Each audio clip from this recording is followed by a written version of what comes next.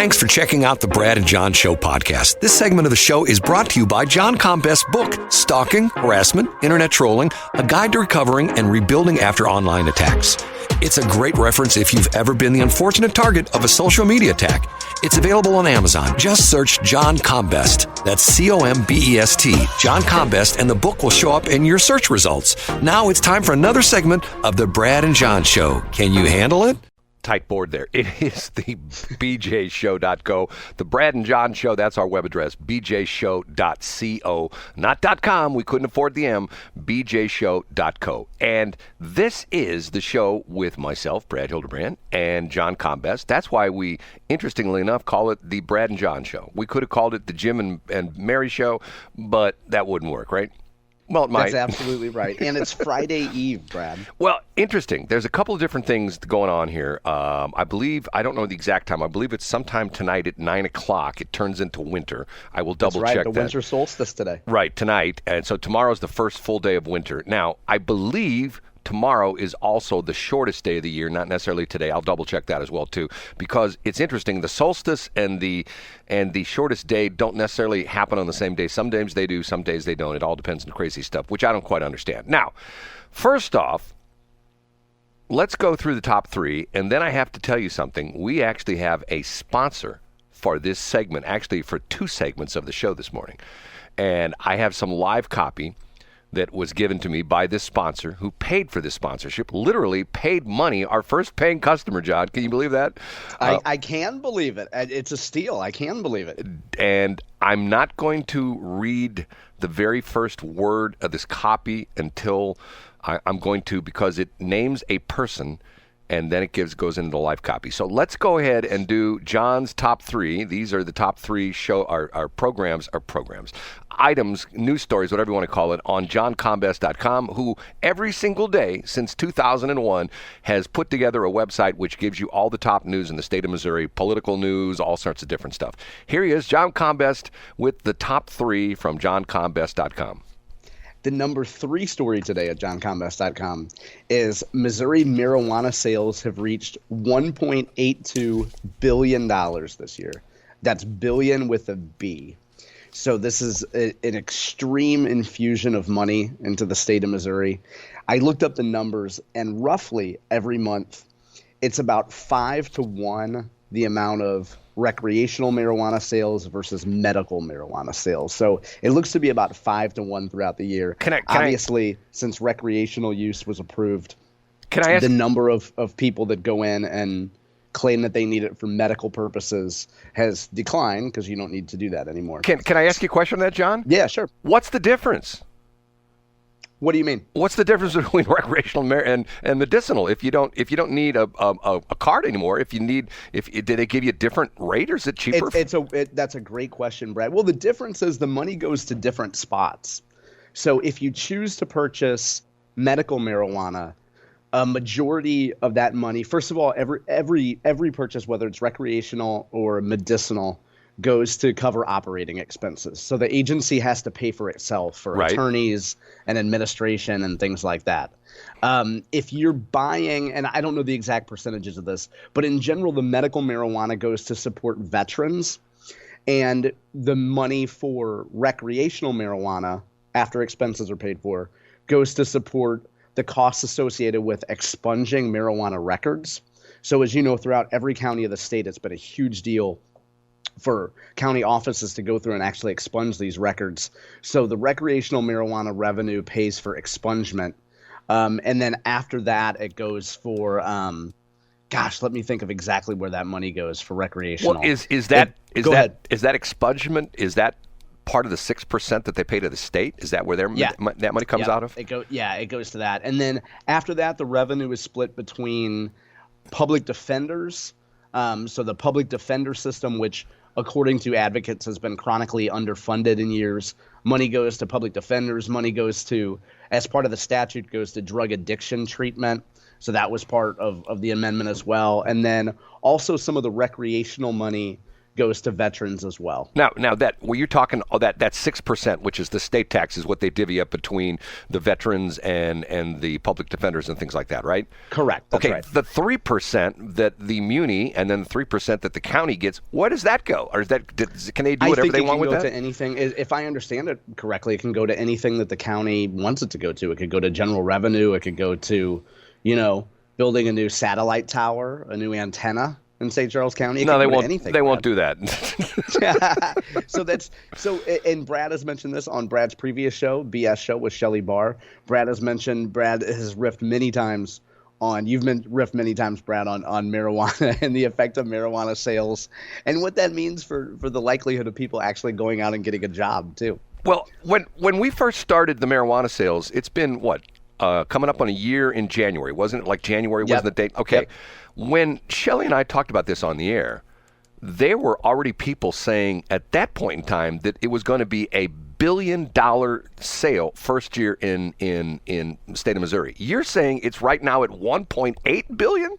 Well, 1.8 is now that's combined for medical. That's combined for medical and recreational. But to your point, Brad, it has exceeded all expectations. Well, nobody, even the most ardent advocates of legalization a year ago, I don't think expected there would be that much marijuana sales. John, can I ask a weird question? Of course. So what does that tell you about the people in Missouri? It says something. And Brad, this is one of my favorite topics. Maybe it deserves a segment one day. But we're at a point as men. I don't know anything about women. I don't know you, Brad. I don't know about you, but I know nothing about women. What I do know is the state of men today. And for many men today, the idea of having to pick up kids in a drive-through line when their wife's out of town, or just tackle the basic necessities of life as a man, requires some sort of marijuana strain at the end of the day. Well, you know what I mean? Like this is where we are as men. We needed to, quote, come down, or we needed to mellow us out, or whatever. I think it was Francis Howell that put out the memo. Do you know this the story? I told you about this. Yes. I was the one that told you about this on the BS show. Yeah, right. I sent it to you and Shelley. Francis Howell put out a memo for all the parents who are waiting to pick up their kids at this school. Don't be smoking marijuana in their car. The smoke's coming out and wafting out. It was unbelievable. But that's where we are as men. And think about it, Brad. If that's in the Francis Howell School District, which we could stereotype as being a solid, good group of people, I think we would all say, we're all biased about that. Think of what the situation is like in our former stomping grounds in North St. Louis County, or in St. Louis City, or Kansas City. Don't even go there. I have to tell you, I won't even go there. I see these comments on Facebook from time to time about people complaining that they go places they used to go, and now all they smell is marijuana smoke. And I've had that happen to me too. I'm going like, okay. See, I was always an anti-smoker. But once again, here's the crazy thing that I've always said about the smoking thing. And this is a stupid saying that stuck with me for years. My right to swing my fist ends at the tip of your nose. So in other words, if I want to stand on the corner in downtown St. Louis at Market and Olive and swing my fist around through the air and, please come by and go, hey, what are you doing? I'm swinging my fist. I'm doing nothing wrong. But when my fist impacts your nose or your stomach or your groinal area, I've committed a crime. So in other words, the idea being is I don't care what you do as long as it doesn't bother me, Absolutely. I mean, Brad, the hypocrisy of, I would say, the American left is, you remember when, let's not belabor this, I don't want to belabor this, but in the 1990s when everybody was on a big anti-tobacco company kick, we heard that phrase a lot, the right to swing the fist ends at my nose. We don't hear that as much because these folks need, quote, medicinal or adult use marijuana, right? We don't hear that claim coming from the political left. John, I've sidetracked you. Let's go on to number two. No, that's all right. So the number two story up today, I have a link to a really cool interview. Austin Peterson, a guy you may know, former radio host in mid-Missouri, and now has a show that he broadcasts on YouTube and on Rumble, had Dr. Bob Onder, former state senator from Lake St. Louis, now living in Augusta. Bob Onder is running for lieutenant governor. And Austin had, a good overview of Bob's race for lieutenant governor. But I thought what was really interesting is, Bob made the argument against the prescription drug monitoring program, which began in Missouri this week. Missouri is the very last state in the country to implement a prescription drug monitoring program. And Onder made a really interesting argument about it, which frankly I hadn't heard before, which is that In all these other states throughout the country that adopted this first, we see now folks who are legitimately addicted to opiates and to opioids if they can't go doctor shopping and they can't get them from their doctor and they're not going to go get treatment, they turn to fentanyl.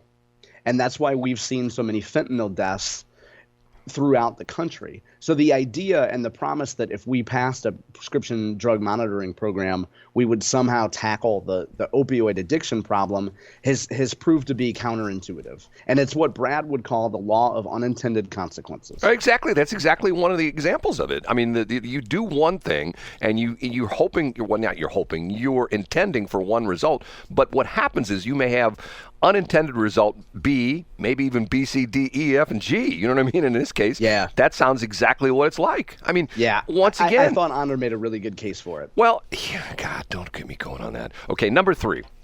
Number 2, the number 1 story. Oh, yeah, number 1. Number 3 was marijuana. 2 was Bob Onder.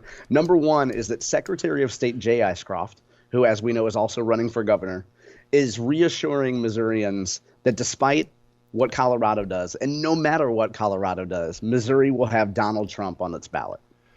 So that's the number 1. And by the way, the other major candidates for governor, Bill Eigel and Mike Kehoe, have issued statements agreeing with that sentiment that Donald Trump will absolutely. Now, they don't necessarily have any power in making that decision as much as Jay Ashcroft does. But Jay Ashcroft held a press conference yesterday to reassure Missourians that they can vote for Donald Trump in the Republican primary. Let's pick that up after I do the sponsorship. Okay. Sure. Now, here's what's interesting. This person contacted me and originally was going to record this in their voice. And then at the last minute said, no, you just read what I wrote. Now, the problem is there's some words in here which are not the kind of words I use every day. They're nothing dirty. They are like very scholarly words, okay? So here is, and I'm going to leave off the very first word in this sponsorship, and I'm going to start from there, and then I'm going to come back and give you the first word in the sponsorship. You ready for this? Okay. This is our very first sponsorship on the Brad and John Show, bjshow.co. Blankety blank, who would like everyone to wish John Combest a happy birthday. And while he has not attained the age of perfection, he is indeed getting old and likely to expire any day now. Hopefully not on the air. What can be said about the inimitable John Combest? Many people have described him in many ways. A sesquipedalian? Do you know what that word is? Sesquipedalian?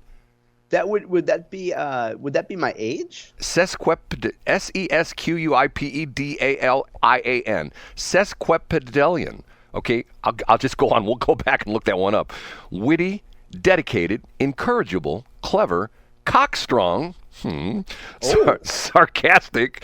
That was said multiple times by the way. Honest, insufferable, ebullient. Is that ebullient? Ebullient? Yeah. Ebullient. A tweener, showstopper. Oh, that's me. Verbose, a veritable modern-day H.L. Mencken even. You should definitely check out his writing at the Missouri Times, although some people may ask, why does he have so much to say? That's all in caps, by the way. Oh, my goodness. But they are all words well worth reading, along with his book, Online Harassment. Missourians are hashtag blessed to not only be able to follow John on X for thirst trap tweets and get their daily Missouri political news from johncombest.com. But hold on a minute, my light just went off in the studio. I have to move here. I have a light sensitive light. But now to hear his dulcet tones over the airways, congratulations on the new radio venture and happy birthday. That's remarkable. That is quite a birthday wish. Any guesses? I would have is it someone who's a sponsor of the show? No. Oh, interesting. Gosh, I'm going to go out on a limb and say it. Is it maybe my first grade girlfriend? I don't know. I mean, that's the only person I could think that would speak to me in such glowing terms. Bro. Let me give you a couple hints. First name starts with a C, and it's an interesting name, and it ends with L-I-A. Cameltomelia. No, it's Camellia. Camellia. Yes. The name rings a bell. Is it Camellia Peterson? Yes, that's who it is. I mean, who would think it? Now, well, that is. First of all, thank you, Camellia.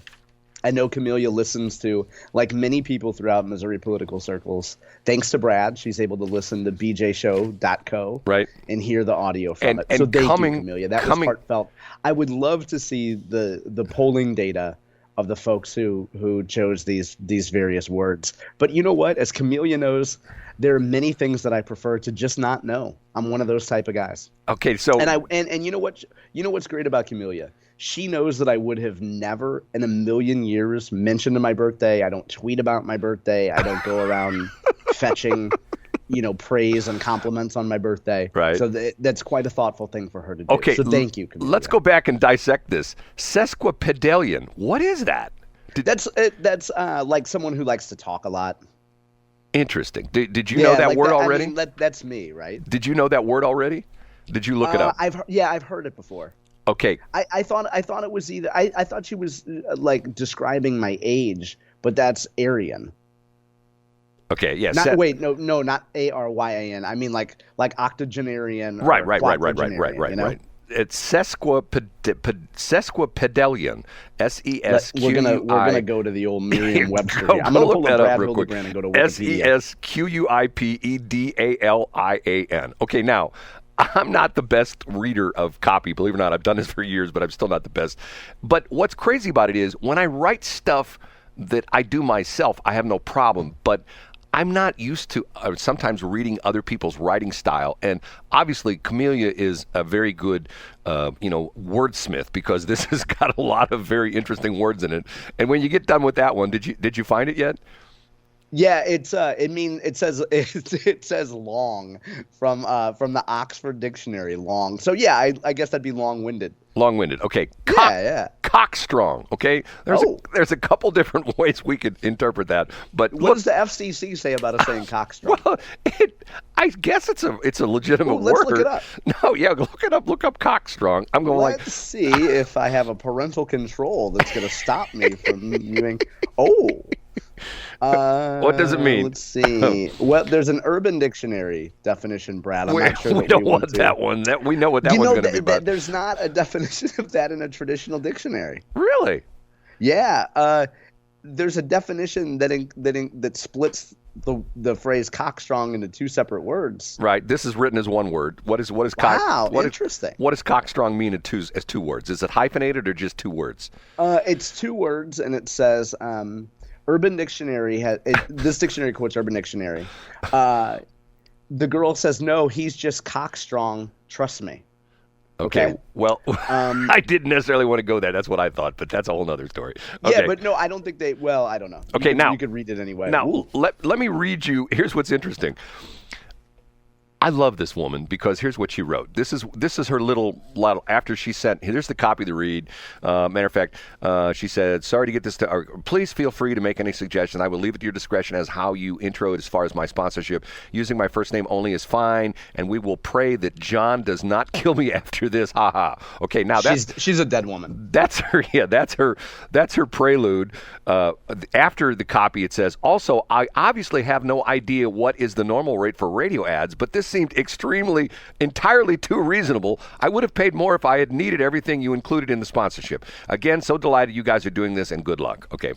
So, that's very thoughtful. Yeah. So it's Mr.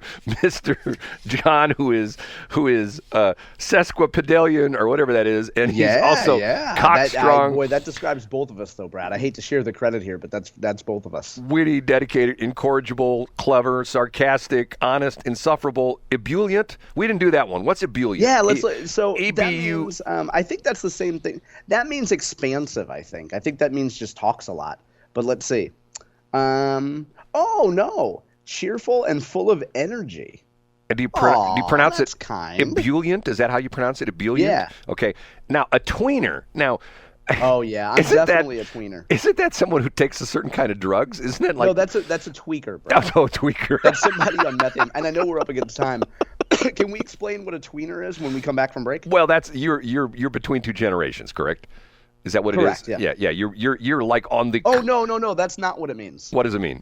It means somebody that's in between. It's a pro wrestling term that means you're between a good guy and a bad guy. Some people think half the people think that you're a hero and half the people think that you're a devil. Well, wasn't that sort of like didn't Hulk Hogan do that for a while? You're exactly right. In 1996, Bash at the Beach, he became a tweener. Right. For a while he was a good guy and then he was a bad guy, right? Yeah, that's exactly what he was. He established a brand new thing of being a tweener. Right, but remember, he was a bad guy, but then he was a good guy because he would tell kids, "Hey, kids, listen to your parents." Right, and then he came back to being and then he went back to being a bad guy, and then eventually a good guy. That's called a turn. He would turn from face to heel, baby face to heel. And John knows about professional wrestling. I do. I know more about that topic than Missouri politics. That's one of John's strong points right there. Okay, we're going to take a break. We'll be back. It's 7:22.